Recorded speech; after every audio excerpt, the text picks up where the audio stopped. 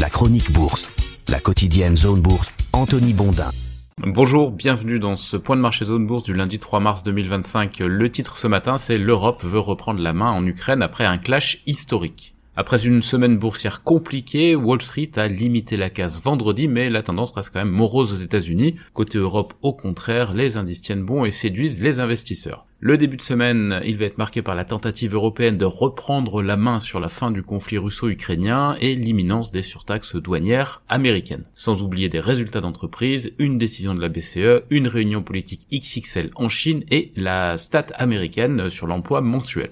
Ça aurait pu être pire, voilà le sentiment des traders américains vendredi soir quand ils ont quitté les salles de marché pour partir en week-end. La semaine boursière n'a pas été sauvée pour autant, mais la séance de vendredi a quand même permis de réduire les pertes avec un rebond venu du diable Vauvert en dépit d'une violente altercation en mondiovision entre Donald Trump et Volodymyr Zelensky. Les trois grands indices de Wall Street ont progressé d'environ 1,5% à la clôture de vendredi. Ils baissent toutefois assez fort sur la semaine et sur le mois de février. Pour vous donner un exemple, le Nasdaq a enregistré sa plus forte perte mensuelle en pourcentage en tout cas depuis avril 2024 et sa plus forte perte hebdomadaire depuis le mois de septembre. Un petit peu plus tôt, l'Europe avait bouclé en ordre plutôt dispersé. On était en hausse à Londres, à Madrid et à Zurich, en baisse à Paris et à Amsterdam, et à l'équilibre presque parfait à Francfort. Pour autant, les marchés européens sont bien plus fringants que leurs homologues américains en 2025. On constate ainsi des progressions à deux chiffres pour les indices emblématiques de la Pologne, de l'Espagne, de l'Allemagne, de l'Italie ou de la Suisse. Parmi les grandes places mondiales, seules les bourses chinoises arrivent à suivre le rythme. La France n'est pas très loin, on est à plus 9,9% sur le CAC 40 depuis le 1er janvier, tandis qu'à l'autre extrémité, l'Inde perd un petit peu plus de 5% et coiffe le bonnet d'âne 2025 des grandes places boursières. Le Japon n'est pas beaucoup mieux loti. Quant aux États-Unis,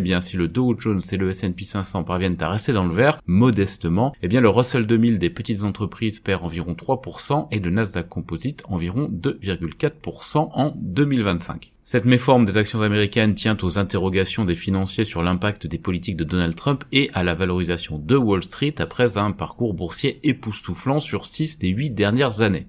Les actions du S&P 500 se payent en effet actuellement 68% plus cher que leur moyenne sur 20 ans. Là, on parle sur la base du ratio PER. Elles sont même survalorisées de 44% par rapport à leur moyenne sur 10 ans. C'est la raison pour laquelle, évidemment, le terme bulle circule beaucoup et que ça effraie certains investisseurs puisque le destin des bulles est d'éclater. C'est aussi la raison pour laquelle les actions européennes, qui n'affichent elles qu'une légère prime sur leur moyenne à 10 ans, ou les actions chinoises qui ont été délaissées après de multiples rebonds sans lendemain, suscitent de l'intérêt actuellement.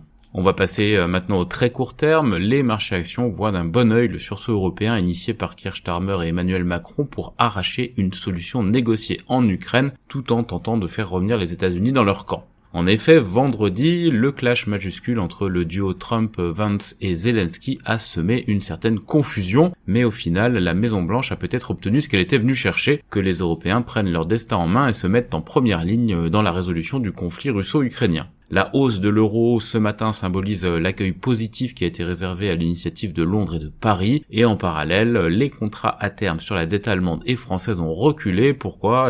Parce que les financiers ont bien compris que le financement de la défense européenne va lourdement grever les budgets, et par ricochet, je souligne quand même que le secteur de la défense devrait continuer à bien se comporter. Cette histoire autour de l'Ukraine a momentanément relégué au second plan l'arrivée imminente des surtaxes douanières appliquées au Canada, au Mexique et à la Chine, mais rassurez-vous, ou pas d'ailleurs, elle va revenir au galop puisque la date butoir a été fixée à ce soir minuit aux États-Unis. Les autres informations à ne pas rater pour bien commencer la semaine, j'en ai 4 ce matin. D'abord, les deux indices PMI manufacturiers chinois de février, celui de l'État et celui de Kexin, pointent vers une légère accélération de l'activité industrielle dans le pays, des signaux positifs qui interviennent alors que l'Assemblée nationale populaire de Chine se réunit cette semaine. Les marchés espèrent que ce sera l'occasion pour les autorités d'annoncer un accroissement des dépenses fiscales pour compenser les droits de douane annoncés par les États-Unis. Les observateurs pensent d'ailleurs que Pékin a un coup tactique à jouer pour renforcer la confiance en profitant de l'engouement provoqué par l'IA DeepSeek. Deuxième information, les miracles ne se reproduisent pas. S&P passe de stable à négative la perspective de la note crédit de la France compte tenu du risque de dégradation des finances publiques. L'Hexagone conserve toutefois une notation assez élevée puisqu'il est noté AA- par S&P.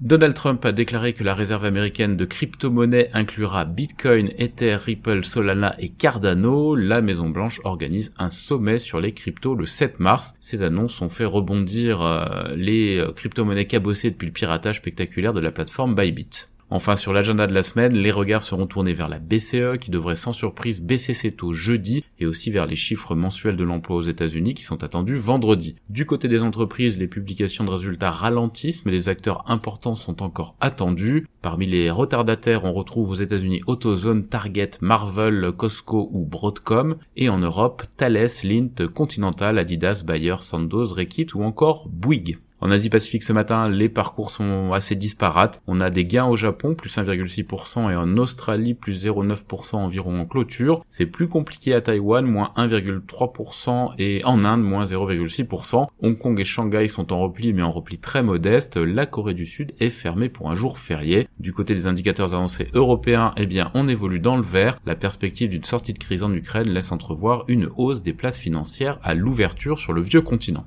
On passe à l'actu des sociétés. En France, les immatriculations de véhicules neufs ont baissé de 0,7% en février selon la PFA. Schneider a bouclé l'acquisition de Motivair Corporation. AXA va racheter jusqu'à 1,2 milliard d'euros de ses propres actions. Air France KLM va enchérir pour les 49% de la compagnie aérienne TAP mise en vente par le Portugal. Esso a procédé à l'arrêt de certaines unités de sa raffinerie de Port-Jérôme-sur-Seine à compter du 1er mars dans le cadre d'un grand arrêt planifié. Valneva a reçu un avis positif du CHMP de l'Agence européenne du médicament pour élargir l'indication de son vaccin contre le chikungunya aux adolescents. Lizzie a vendu Nomel à ZB Invest. Olivier Marcheteau est nommé directeur général de Freelance. On a aussi quelques actus du côté d'Hydrogène de France, d'Adocia, d'Adomos ou de Cacao International. Sur l'agenda des publications du jour en France, EuroAPI, Thermador, Téléverbier ou encore Décuple. Ailleurs en Europe, le conseil d'administration de Julius Baer proposera la nomination de Noël Quinn, l'ancien directeur général de HSBC, en tant que président non exécutif. Par ailleurs, ING a acquis une participation de 17,6% dans son compatriote Van Lanschot Kempen. Holcim envisage de déménager ses bureaux aux États-Unis dans le cadre du projet de scission entre ses activités. Volkswagen va rappeler plus de 60 000 véhicules outre-Atlantique pour un problème de frein de parking. Equity a finalisé la vente de 20 millions d'actions d'Azelis pour un produit brut de 366 millions d'euros. ABB a achevé l'acquisition des activités de Siemens dans le domaine des accessoires de câblage en Chine. Sika acquiert le britannique Cromar. Bavarian Nordic a reçu le feu vert de l'UE pour son vaccin contre le chikungunya. Syensqo achève la seconde tranche de son programme de rachat d'actions de 300 millions d'euros. Meyer Burger prolonge l'accord de crédit relais fourni par un groupe ad hoc de détenteurs d'obligations. Et Mutares a achevé l'acquisition